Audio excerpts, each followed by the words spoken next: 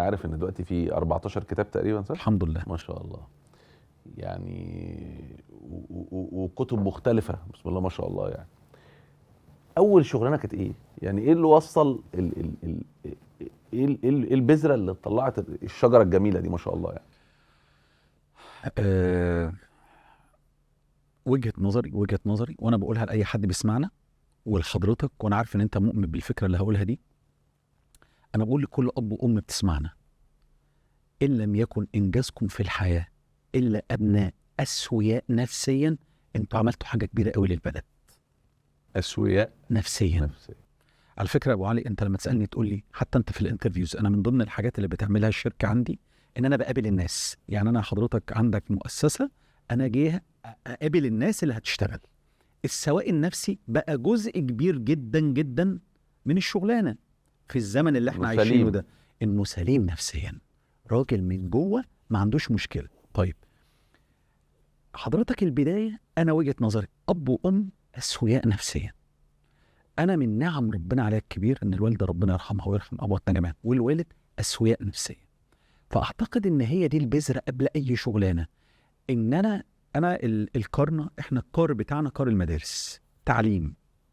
الواد عنده مدرسه من 77، مدرسه العيله كلها ما شاء الله. فانا كنت مدير مدرسه من وانا عندي 17 سنه. نزلت ومدرسه اللهم بارك، مدرسه عريقه، والعدد اياميها 6000 طالب و500 موظف. حضرتك متخيل انت بتتعامل مع 6000 ولي امر؟ فدي اول دوره تدريبيه انا خدتها في حياتي، شديده قوي جدا. الدوره التدريبيه الاقوى شخصيه الوالد، ربنا يبارك في صحته ويبارك في صحه والدك، وسلامي لوالدك من البودكاست كده، والوالده ربنا يبارك فيه ويحفظه ويرضى عنه يا رب. الوالد شديد جدا جدا جدا، ومدرسته في الاداره مدرسه التربيه بالعنف. يعني حضرتك عارف اظن عانيت منها كتير قوي. قلبت عليك المواجع ولا ايه؟ لا حلو طيب. بحكي لك قصه. عارف اللي هو الفكره ايه؟ اللي هو الفكره انت مثلا معاه في الدور الخامس يرميك من الدور الخامس، وهو الولد ما طلعش ليه بعد ما رميته؟ ايه اللي حصل يعني؟ ايه ده هو بيقول اي ليه؟ تمام. يعني انا فاكر ان انا قلت للوالد مثلا اول مره يا بابا في المدرسه اتحدفت بحاجه اسمها كده، ان مديرك في شغل هنا. انا اول ما اشتغلت مع الوالد هو طلع كان بيعالج حاجه فيه، انا عرفتها بعدين. يعني الكلام ده انا عندي دلوقتي 47، ده كان ده من 30 سنه. فكنت اروح للوالده تقول لي اعيط، مش قادر، ده بيشدني قدام الناس، ده عايزني كل يوم الساعه 7 الصبح، ده. فتقول لي يا ابني بص، سبحان الله، هي كانت ست اميه بس كان عندها فهم للحياه. تقول لي يا ابني لو عرفت تتعامل مع ابوك هتعرف تتعامل مع اي مدير بعد كده. بص المعنى، اتعامل مع ابوك كمدير. انا بقيت اروح المدرسه، يا تعالى لي بقى. يعني ده فكره سبحان الله. بعد 10 سنين كنت في شغلانه معينه، كنا في ميتنج، فالمدير بتاعي حصل بيني وبينه خلاف يكاد يكون، يعني الحاجه الوحيده اللي ما عملناش ان احنا ما ضربناش بعض. فالحمد لله انا هادي. فزميلي بعد ما خرجنا قال لي يا ابني ايه الثبات اللي فعلي ده؟ قلت له ده بالنسبه لابويا رحمه. فعشان كده انا بقول للطلبه في الجامعه، بقول له من نعم ربنا عليك في الحياه مدير قوي. مدرسه دي اول شغلانه بس. فاول شغلانه كانت في المدرسه مع الوالد. عايز احكي لك حاجه على والدي بسرعه. يلا يا ريت. يعني انا طول عمري والدي مقتنع ان انا فاشل خلاص. وحتى لما اشتغلت فوري وكريم وطلعت على فوربز وكل ده، هو يعني اللي بسمعه انه في عدم وجودي بيقول ان انا بفهم، بس في وجودي مفيش. فمره من سنتين كنا واخدين نسبه من حد من الخليج في شركه، واحنا ما عملناش اللي المفروض نعمله عشان ناخد النسبه دي. انا متفق معاك ان ناخد نسبه قصاد حاجه.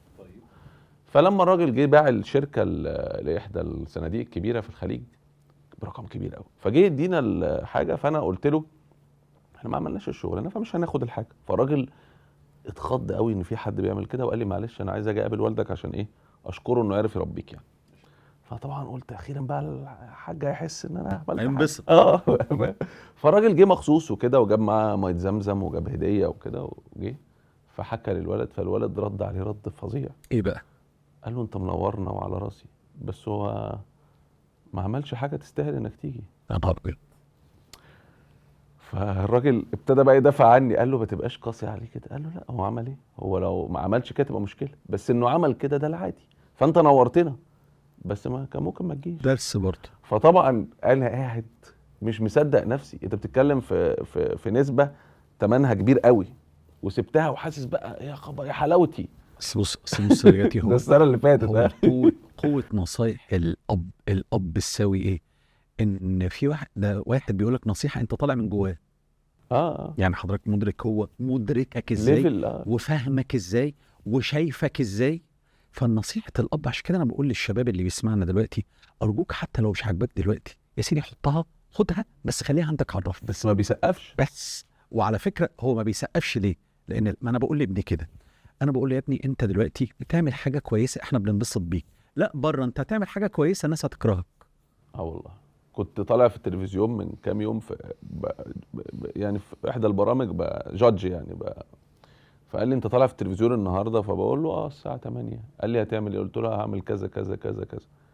قلت له ايه ده؟ والله كويس انك شفته وكده. قال لي المهم تبقى بتقول حاجه ليها لازمه. فاهم؟ هو دايما عايز يحسسك ان انت عندك زياده، انت ما عملتش حاجه.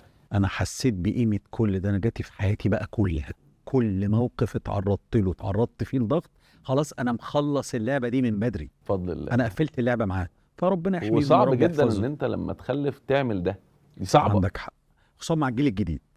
صحيح. قبضت كام في اول شغلانه؟ طيب هو انا الوالد ما كانش بيعودني على موضوع القبض، هو كان بيعودني على ايه؟ على احتياجاتك. ودي طريقه برضو في اداره او تربيه ابنك. ان انت احتياجاتك ايه. لما كان مثلا يشوفني جدع في موقف معين، ميزانيه مفتوحه. لا لما يكون ولكن في المدرسه لا، كان اعتقد كان في مرتب، اعتقد كان 1000 جنيه. كان في 2000 وكام، اعتقد 2006. ما شاء الله.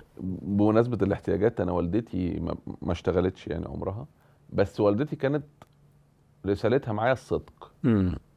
فمره وانا صغير جيت كدبت، فراحت واخده مني حاجه، فجيت في موقف تاني قلت الحقيقه، فراحت مدياني حاجه، فتعودت ان انا كل لما اقول الحقيقه باخد حاجه. فمره كان نفسي في ساعه قوي وانا مثلا عندي 17 سنه، وكنت عامل مصيبه، يعني مصيبه كبيره، دخلت بالعربيه جوه بيت راجل ودخلت. كنت بتسلم عليهم؟ لا يعني كان وحش وعملت مشكله وكده. فكانوا بيحكوا لي على القصه، وانا بحكي القصه ارتجلت. المهم قلت الحقيقه، راحت جايبه لي الساعه ان شاء الله. فالحاجات البسيطه دي، شوف انا عامل مصيبه بس الصدق. فانت نرجع للسوي بقى. لان انا بقول لك، انا في حاجات كانت بتخصم مني، انا ممكن ال1000 جنيه في اخر الشهر ما اخدهاش عادي جدا، وتدفع ثمن الكلام ده. الحمد لله احنا الحمد لله امورنا مستقره، ولكن انا بقول لك فعلا هو فكره التفاعل مع الاحتياجات، وان انت لا في بعض الاحيان محتاج تشد عليك، ولكن كمرتب في الشغل غير كانت التعامل مع الوالد. لان الفاميلي بزنس زي ما حضرتك عارف من الاشكالات الكبرى ان انت لما بتدخل بيبقى محتاج يتكسر عندك ان انا فكره صاحب الشغل. صاحب الشغل لو اتعاملت من اول لحظه ان انت صاحب الشغل مش هتتعلم حاجه. صح. وصرفت ال1000 جنيه في ايه؟ عايز اقول لك حاجه، هو انا يعني، ودي الحمد لله يعني، انا كان نفسي ادي امي من رزقي. يعني انا كان نفسي امي، يعني هي شوف يعني، رغم انها الحمد لله ادي 20 مره يعني، بس فكره ان انا اول حاجه اخدها واديها لامي، اقول لها امي اصرفي منها، سبحان الله هي خدتها كمان. وقالت بعد كده، قالت ان احمد يديني رغم ان انا مش محتاجه، هي دي اللي لمستني والله، فضلت شايلها عندهم. يعني انا لغايه فتره كبيره جدا ال1000 جنيه الاولانيه دي كانت محطوطه في البوك بتاعها. انت عارف الامهات الكبار كان عندها بوك، شايلاها ومحتفظه بيها.